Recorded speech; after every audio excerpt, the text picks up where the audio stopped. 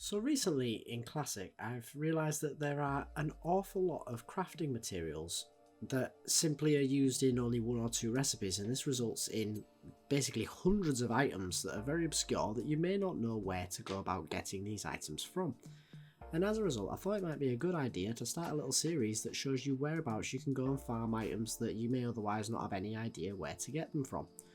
Now, of course, a quick Google search will get you onto Wowhead and you'll be able to find whereabouts these items can drop from. But in the case of a lot of these items, they seem to drop from all sorts of different places and at very low rates, and the data can often be quite hard to interpret. So I thought I'd make this series so that I could enlighten you on perhaps where these items are more easily farmed, or where you might be able to get them where there's going to be lower competition. And that is what these farms in these series is going to focus on, being able to actually get these items with a low amount of effort, not needing the best characters necessarily, and without having to compete with hundreds of other people. So with that said, let's dive right into it.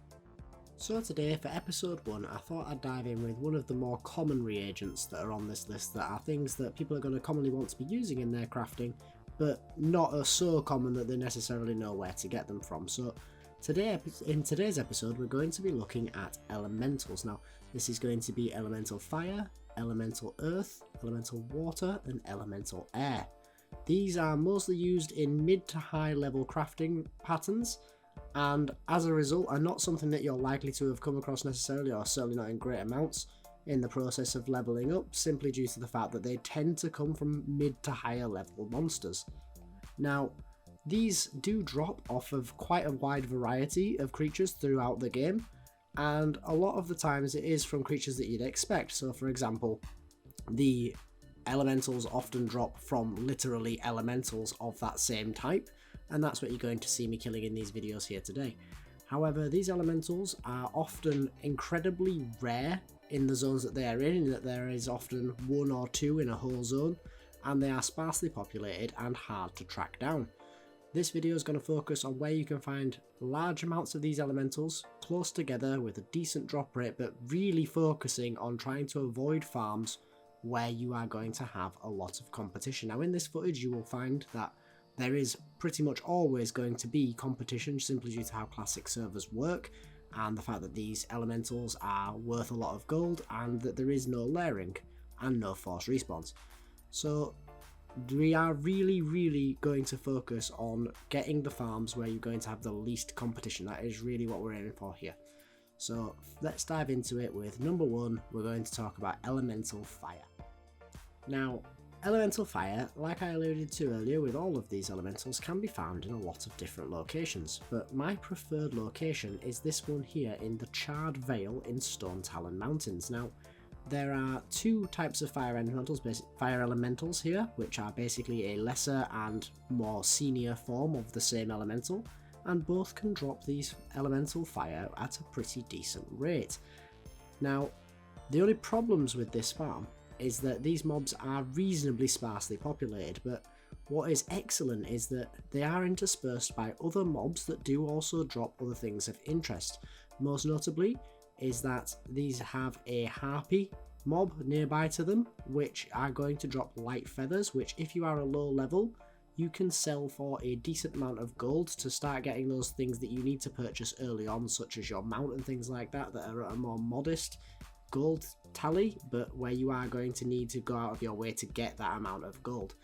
So if you are here to farm for the elemental fires, you are going to pick up on a lot of decent value grey items and light feathers, while also farming for your elemental fire. As I alluded to just there as well, this is a relatively low level farm, being able to take place in the level 20s. Now this is very low level for farming elementals, and as a result means you're going to be able to get some decent gold in very early on if you were to come here.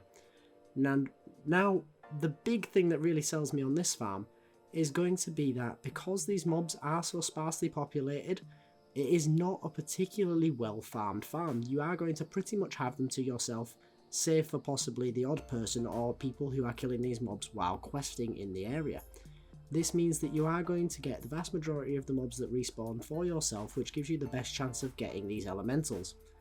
Now, this is probably one of my favourite farms for elementals across all of the varieties, simply because elemental fire has a pretty decent value comparative to some of the other elementals, and with this farm you really can have them pretty much all to yourself. This is certainly one that I'd recommend if you are looking at just making some gold off of these elementals and you are a relatively low level looking to start out.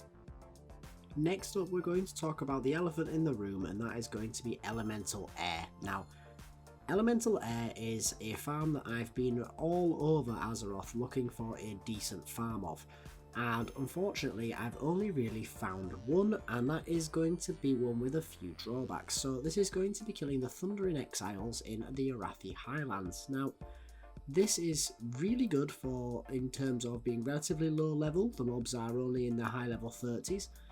The mobs have excellent drops beyond the elementals, including the Thundering Charms that sell for roughly about a gold on a lot of servers. That is per item as well, which at these levels means that you are going to get pretty decent returns. And the mobs are densely packed together. Now, why is this not necessarily going to be the greatest farm in the world? Well, that's because of the fact that it is well known and well farmed.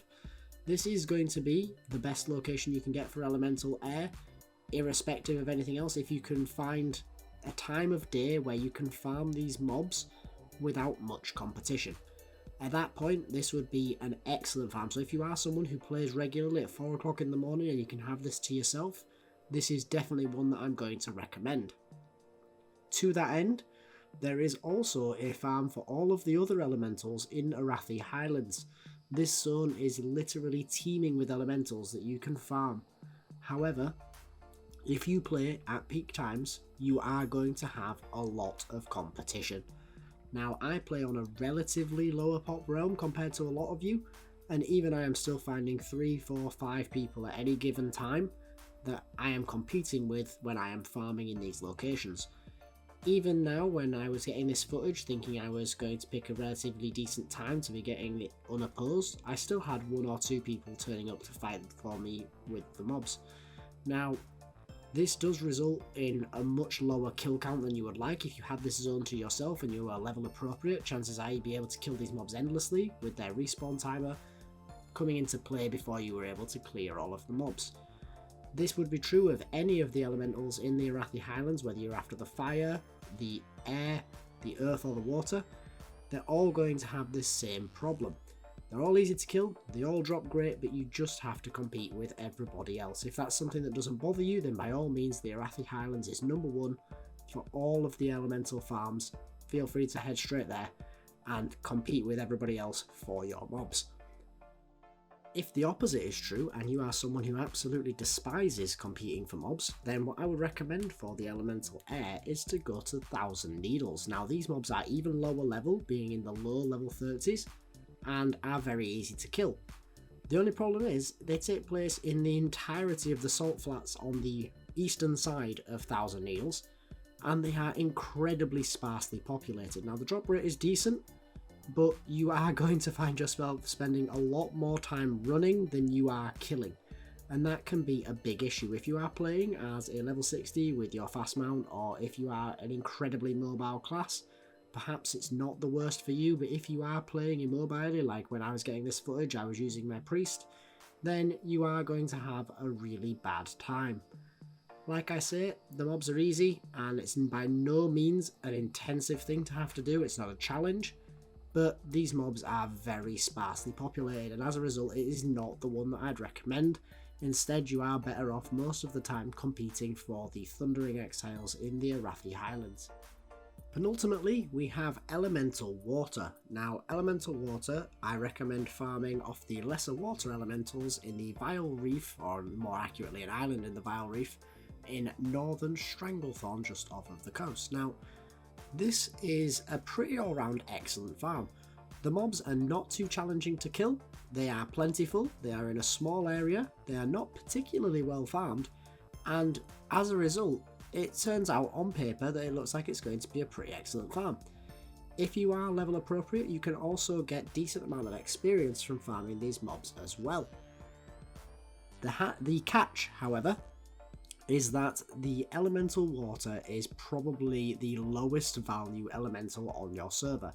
It certainly is on mine, with 6 of them equating to the value of 1 elemental earth that we will discuss next. Now, if you are looking for a farm that's going to get you the experience while you're doing the farm, one that's very easygoing and very relaxed and not that big of a challenge, and one where you're not going to have to compete with people, then this is probably the one for you.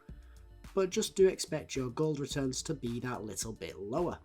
If you are farming this because you are actually going to craft with it and it's specifically this one that you need, then by all means come and get this and do it for yourself. You do not have to purchase off the auction house even if the price is very low, because it's not that hard to get them. Now, one thing that I would say about this farm is that it's quite easily accessible. Certainly if you are Horde. All you need to do is take the Zeppelin from either Undercity or Orgrimmar to Gromgol, and then just head shortly up the coast. I imagine it's much the same for the Alliance, given that you can go to Stormwind and simply fly down to the Alliance encampment in Northern Stranglethorn and run from there. This does mean that it is one of the most accessible farms on this list. None of them are particularly inaccessible, but this is very easy to get to, even if you only have 10-15 minutes to do your farming in.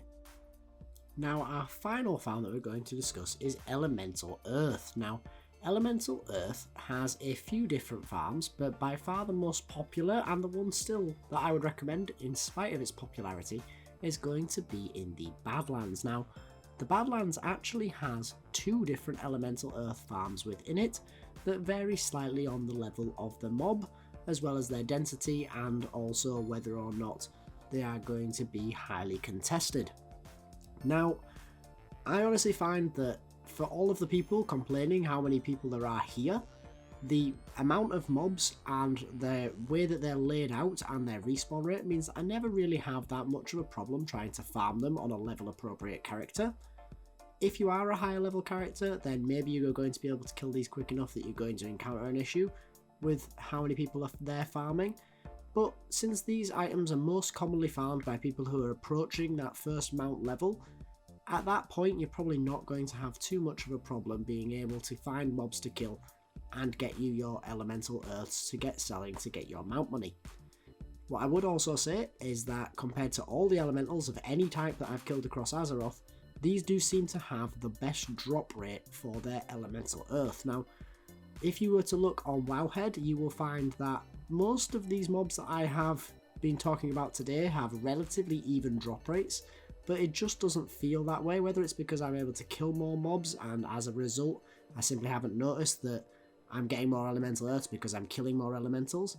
It just simply feels that you are going to get more elementals per kill than you will at any of the other farms. You're also going to find yourself with decent returns in terms of the grey items that are dropped, and if you are level appropriate there are quests to kill these mobs as well. All round, this is an excellent farm. It is not far from the Horde flight path in the Badlands, and as a result is highly accessible.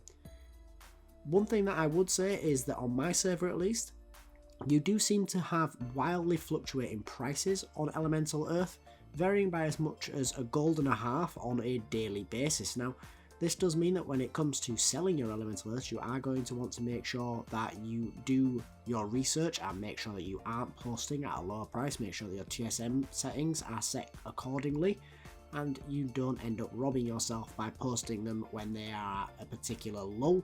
Instead, you may wish to consider purchasing them at that point and taking the price up, as demand is there. That this is a market that you could look at potentially resetting if you should so desire. Now that's going to about do it for this episode, guys. I do hope that you did enjoy this video. If you did, please do consider liking the video and subscribing to the channel if you want to be kept up to the next ones in the series when they come out. Also, to that end, if you have a particular item that you want to be on this series that you'd like me to go and find the very best place for farming, please do let me know down in the comments below. But for now, guys, thanks for watching and I hope to see you in the next one. Later.